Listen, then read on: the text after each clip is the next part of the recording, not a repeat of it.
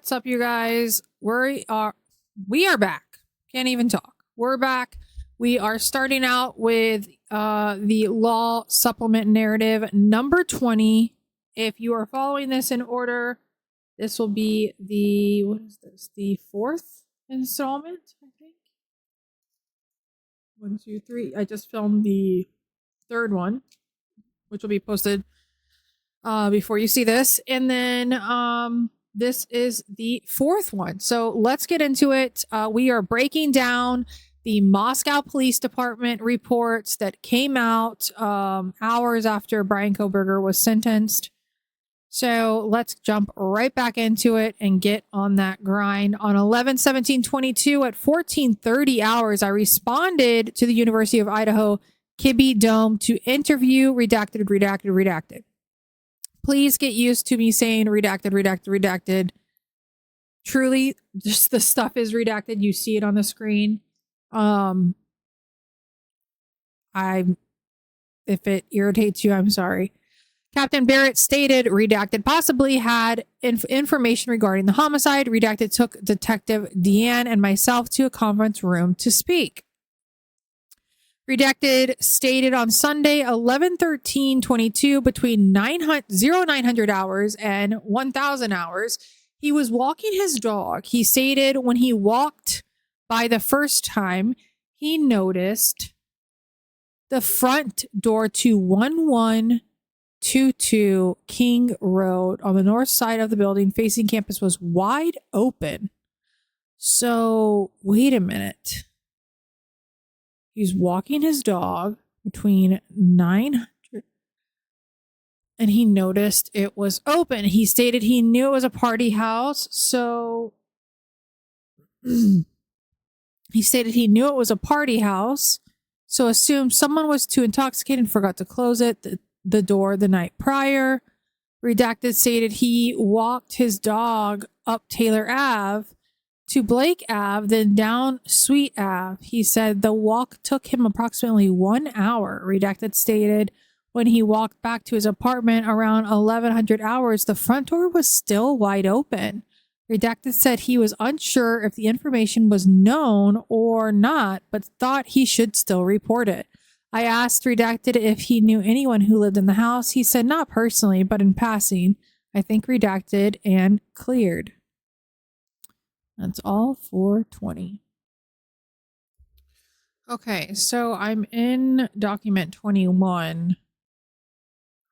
On November 16th, 2022, I applied for and was granted the following warrants for the cell phone provider serving the area around 1122 King Road in Moscow, Idaho. And this just goes into everything's redacted for who these people are. The distances, Verizon, AT&T.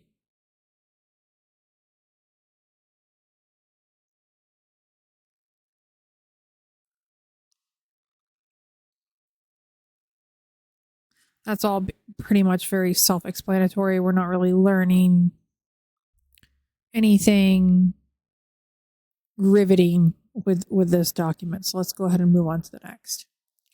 On November 15, 2022, I received an email from the redacted of Kaylee Gonzalez. He stated he had access to some of Kaylee's messages and phone calls. Redacted stated he would have redacted contact me about those files. I was able to speak to Redacted, and she sent me various files, including an image from the spokesman review showing a camera on a nearby residence, text messages between Kaylee and redacted, text messages between Kaylee and her Uber driver, Redacted, a recent phone call list, and a video from the Grub Truck Twitch TV feed. I attached these files to the case file. The communication between Kaylee and Redacted was located on Redacted's phone. Examination and Twitch feed was previously downloaded. In the image showing the camera, it was found that residence was at Redacted King Road. The SD card from the camera was brought to the Moscow Police Department. but was the file system of the card was not recognized by any of the forensic computers. The card was returned to the owner and reinstalled into the camera. On November 17, 2022, Officer John Rosinski recontacted the owner of the camera, redacted via phone. Redacted stated she was out of town, but sent a video to Officer Rosinski showing a figure walk to the dumpster and appear to look inside. To preserve any potential evidence on camera, I asked Redacted if we could seize the entire device, including the SD card, to which she stated yes. Redacted stated she would not be back in Moscow until approximately November 28, 2022. Directed Redacted to contact me when she returns to her residence, at which time I will attempt to connect the camera back to her Wi-Fi router and view the video from the device. And that's it for that one. But I am going to add that little nugget of information to our list of things that I haven't heard about so far. Could be absolutely nothing. But showing a figure walk to the dumpster and appear to look inside. We're going to add that to our little nugget list. On November 18th, 2022, I received an email from Redacted showing a screenshot of a Facebook post from Redacted. In the post, the username was Redacted, reported details about the incident. I searched for this user and found a user ID of Redacted. This account had an avatar similar to the Redacted avatar. I was able to pull up the account and it appeared to have the following friends associated with everything's Redacted. I'm wondering if this has anything to do with the Papa Roger thing. I've said this in, I think, the first video that I made of these documents. I will forever believe, I don't care what Moscow police said, that Brian Koberger was not Papa Roger. Brian Koberger was Papa Roger. 1000%. Let's get into 24. On November 13th, 2022, I was informed 2 of the victims had been patrons at the grub truck located on Main Street in Moscow, Idaho. I was also informed Grub Truck streams live feeds of their customers and sales via Twitch TV. I was able to locate the Twitch account Grub Truckers and locate the stream from the November 12th through 13th, 2022. This stream was labeled The Carbonara Effect Will Never Reveal Our Secret Ingredient and located at, and it provides the HTML link there. In the video, Kaylee Gonzalez, I spell her name wrong, and Maddie Mogan are seen walking into the camera view on the video at 3:43:01 timestamp. They are accompanied by a male later identified as Redacted. Gonzalez orders and receives food. At the 3:53:31 timestamp, the girls are seen walking around the truck and leave the area. Redacted appears to be talking to another patron and does not see the girls leave. Redacted then raises his arms in a what fashion and walks away in a different direction than the girls. A copy of this video was captured and saved as evidence. If you guys have seen any of the documentaries, there's one on Peacock, the one on Prime. I think there's even one on Hulu. There's a ton everywhere. They call him like the hoodie guy, and for a long time, people on Reddit and all these, it's like, oh, the hoodie guy did this. He was cleared. Just don't always listen to the internet. Let's get into number 25. On 11/18/22, I was asked to conduct a follow-up on Redacted. I was told Redacted was contacted on 11/17/22 by MPD and ISP officers. I was asked to watch video from 1200 hours on 11/12/22 to 1300 hours on 11/13/22 to see redacted movements during the homicide. On 11/12/22, redacted left his dorm room at 12:05 hours. He was wearing a black long sleeve shirt and black sweats. At 12:53 hours, redacted returned. At 15:03 hours, redacted left again wearing a black beanie, black gloves, and a white jacket. At 19:48 hours, he returned to the dorm without the beanie, gloves, and jacket, but then left again at 19:52 hours with a backpack. Redacted was gone until 11/13/22 at 12:25 hours when he returned to the dorm. I reported the information to ISP. On November 18, 2022, I logged into the Uber law enforcement portal and submitted an exigent preservation request for any location data associated with the Uber driver named redacted with the phone number of redacted. Due to the nature of the investigation, Uber recommended an exigency, hope I'm saying that right, don't know if I am, request for the preservation, and a screenshot received from redacted. It showed messages which appear to be from redacted's phone between Kaylee Gonzalez and himself. The name of the recipient can't speak today, is Kaylee Uber.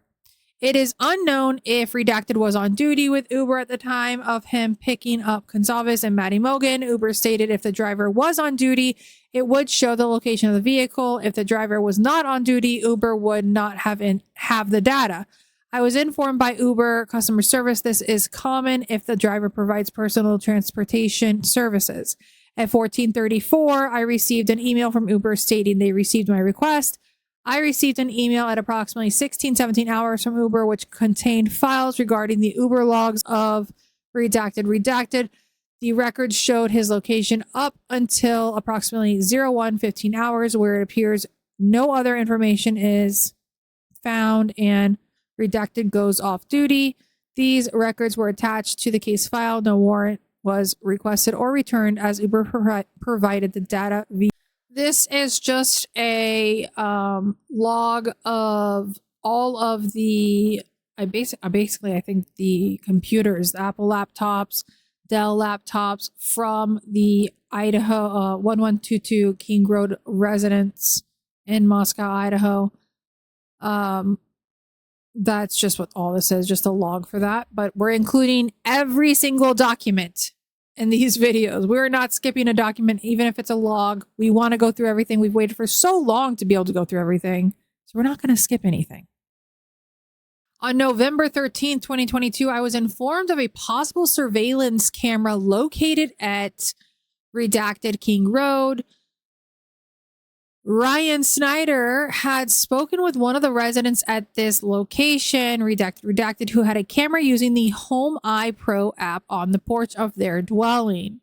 CPL Snyder provided me with the username and password for the Home Eye Pro account associated with redacted. I asked CPL Snyder if this video was stored on a cloud-based system for me to view, or if redacted could download a copy of the video. I was provided a 32 gigabyte SD card from the camera, but the file format was not recognized by any of my forensic computers and prompted me to format the disk. CPL Snyder informed me redacted could screen capture the video from her phone, and the card was returned to redacted to enable her to assist in the acquisition of the data. I think we spoke about this yesterday or the day before with the camera footage. On November 17, 2022, I requested the assistance of Officer John Rosinski to reconnect redacted and see if she could provide the video from the camera. Officer Rosinski contacted redacted, who stated she was in Boise, Idaho until November 28, 2022. We just spoke about that.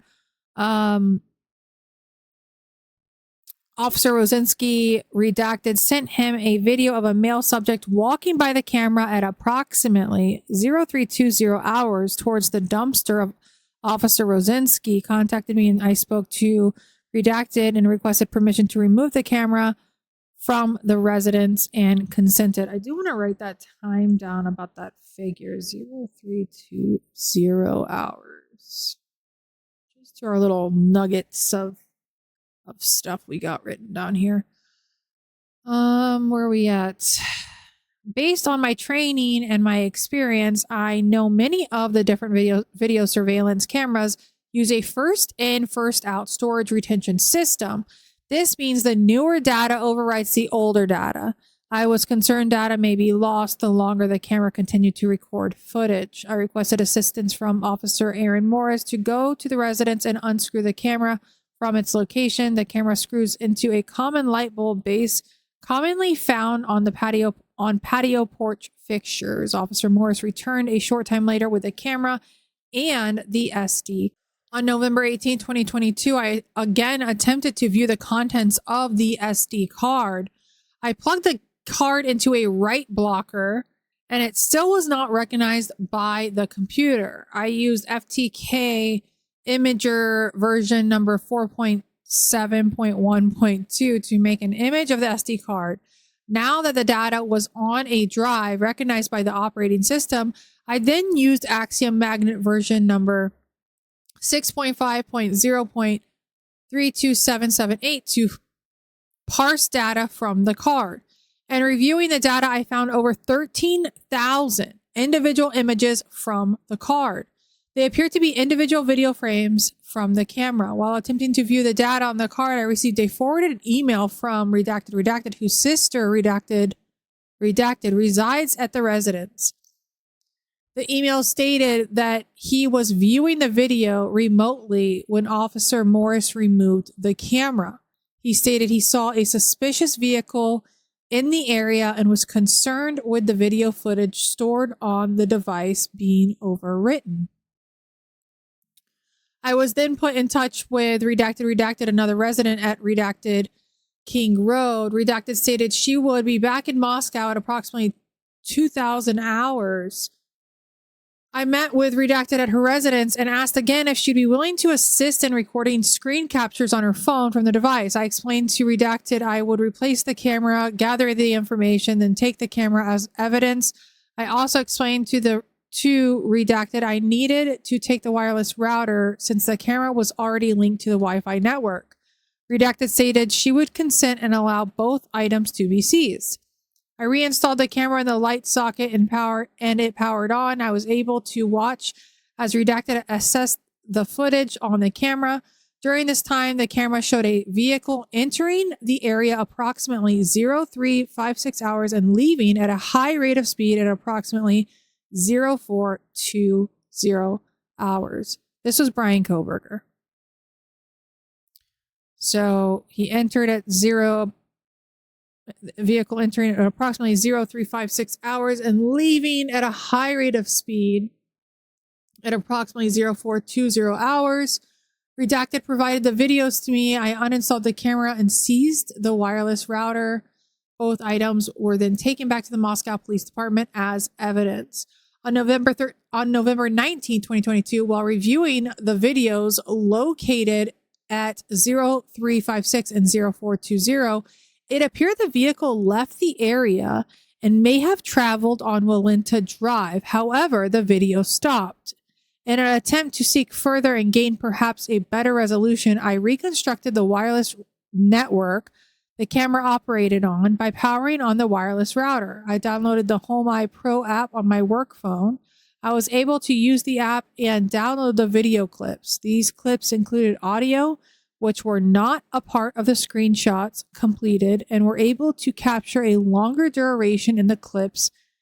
The vehicle's exhaust and acceleration can be heard, as well as seeing the vehicle leave at a high rate of speed on Walinta Drive. After capturing the clips, I disconnected the camera and Wi-Fi router and placed them into evidence. The videos were placed onto a DVD and placed into evidence. Wow. That's so because of that camera footage, they were able to piece together Brian Koberger stalking around the house around 0356 hours, and the crime was committed and he hauled ass at 0420 hours. Telling you what, All right, let's move on to number 29. On November 19, 2022, at approximately 1200 hours, I met with Detective Mowry, who tasked me with downloading surveillance video footage from several USB memory drives. Detective Mowry gave me multiple small manila envelopes which contained USB memory drives collected from multiple different investigators. Detective Mowry asked me to download the videos from all the drives and place them on an external hard drive which he provided to me. Once that task was complete, Detective Mowry asked me to copy all the videos from the portable hardware to the M drive of our City of Moscow network, where he created a folder where working copies of the videos could be stored. After downloading the videos from the individual USB memory drives, I placed them back into the manila envelopes they came from and sealed them with evidence tape. I did find 2 of the USB memory drives which came from the same envelope, did not contain any video footage, and I returned them to Detective Mowry.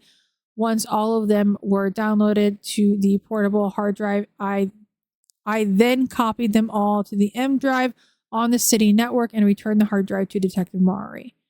And that is it for 29.